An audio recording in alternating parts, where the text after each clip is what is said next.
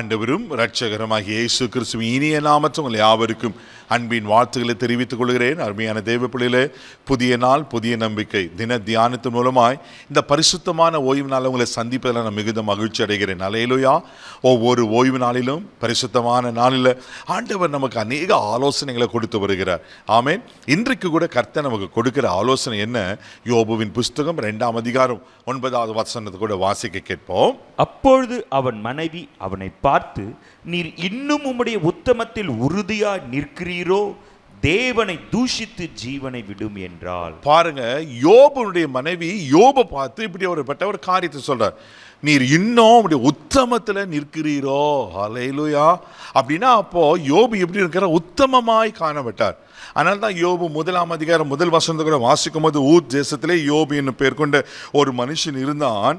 அந்த மனுஷன் உத்தமனும் சன்மார்க்கனும் தேவனுக்கு பயந்து பொல்லாப்புக்கு விலகுகிறவனாய் காணப்பட்டான். எத்தனை பெரிய சாட்சி பாருங்களேன் தேவ பிள்ளைகள். இன்னைக்கு நம்மை குறித்து என்ன சொல்லப்பட்டிருக்கோம்?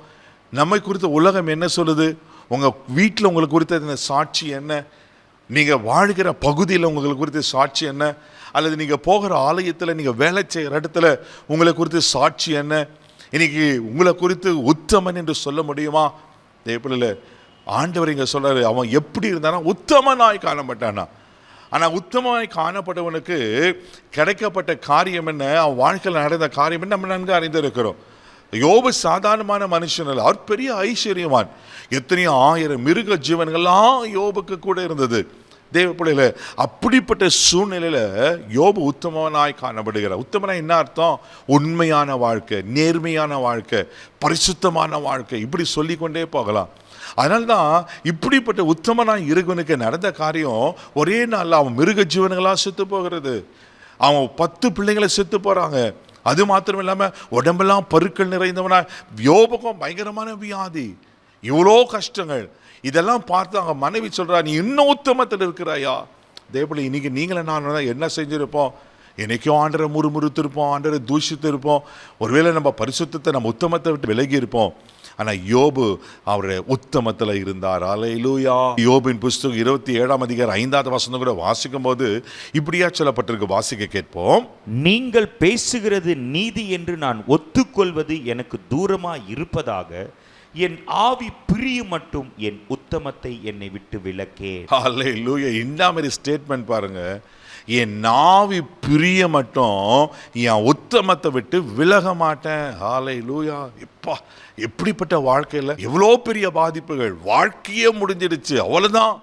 ஆனால் பாருங்க, யோபு அவ்வளோ நெருக்கத்தின் கஷ்டத்தின் மதியிலும் என் உயிர் போனால் விட பரவாயில்ல, என் உயிர் போகிற வரையிலும் என் உத்தமத்தை விட்டு விலக மாட்டேன்.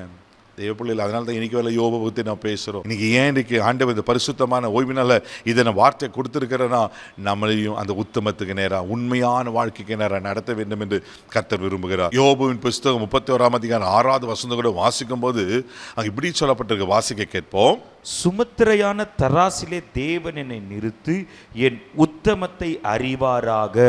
ஆமென். ஆண்டவரை நிற்க வச்சு பார்க்கட்டும், என் உத்தமத்தை அறியட்டும் என்று சொல்லுகிறத நான் பார்க்கிறோம். தேவப்பிள்ளை, எவ்வளோ தைரியம் பாருங்க. யோபு தன் உதட்டுக்களை கூட பாவம் செய்யலையா? யோபு 2:10 வாசிக்கிறோம் அல்லவா? தான் உதட்டில் கூட அவன் பாவம் செய்யல. தேவனத்தில் நன்மையை பெற்ற நான் தீமையை பெறக்கூடாதா? எத்தனையோ காரியங்களை இப்படி சொல்லி கொண்டு போகிறா. இன்னைக்கு நமக்கு உத்தமமான ஒரு வாழ்க்கை வாழ்வோம். தேவ பிள்ளையில உண்மையான வாழ்க்கை, பரிசுத்தமான வாழ்க்கை, ஆண்டவர் எதிர்பார்க்குற வாழ்க்கை. உன் மனசாட்சிக்கு நீங்கள் உண்மையாக காணப்படுங்க. உங்கள் குடும்பத்துக்கு, உங்கள் ஹஸ்பண்டுக்கு, உங்கள் ஒய்ஃபுக்கு, உங்கள் பிள்ளைங்களே உங்கள் பெற்றோர்களுக்கு, எல்லாருக்கும் உண்மையான வாழ்க்கை. ஆண்டருக்கு உண்மையாக நீ வாழும்போது உங்கள் உறவுகளுக்கும் உண்மையாக இருப்பீங்க. நிச்சயமாக கர்த்தர் அவங்களை ஆசீர்வதிப்பார். யோபு வாழ்க்கை அப்படியே துக்கத்தில் முடியலையே. யோபு இழந்ததை எல்லாம் இரட்டத்தனையாய் பெற்றுக்கொள்ளுகிறார். அல்லேலூயா. இரட்டத்தனையாய் பெற்றுக்கொள்கிறார். 10 பிள்ளைங்க பேர் மறுபடியும் பிறந்தாங்க. எல்லாம் இழந்த ஆடு, மாடு, ஒட்டகம், கழுதை எல்லாவற்றையும் திரும்ப பெற்றுக்கொண்டார். சுகத்தையும் பெற்றுக்கொண்டார். இன்னைக்கு உங்கள் வாழ்க்கையிலையும் ஆண்டவர் அப்படி நன்மையான காரியங்களை செய்வார். நம்ம உத்தமத்தை விடாதிருப்போம். கண்களை மூடி நாம் ஜெபிப்போம். ஆண்டவரே, வாழ்கிறது ஒரு வாழ்க்கை, அது உத்தமமான, உண்மையான, பரிசுத்தமான, நேர்மையான வாழ்க்கை வாழ எங்களுக்கு உதவி செய்யுங்கப்பா. நீங்கள் அப்படித்தானே உத்தமராய் காணப்பட்டீர் அல்லவா? அன்றைய உங்கள் அடிச்சுவடைகளை பின்பற்றுங்கள். நாங்கள் உங்கள் பிள்ளைகளாக இருக்கிற நாங்களும் உலகத்தில் உத்தமமாய் வாழ எங்களுக்கு கிருபை செய்யும்படியாக நாங்கள் ஜெபிக்கிறோம். அதுக்கு வேண்டிய பலனை தாங்க ஆண்டவரே. மக்கு ஸ்தோத்திரம். இந்த நாள் முழுதும் எங்களை ஆண்டவரை பாதுகாத்துக்கொள்ளுங்க, எல்லா தீங்குக்கும் விலைக்கு காத்துலும் மகிமை மக்கள் செலுத்துகிறோம் இயேசுவின் மேல் ஜெபங்கள் பிதாவே, ஆமென். உத்தமத்தில் இருங்க, கர்த்தர் உங்களை ஆசீர்வதிப்பார். God bless you.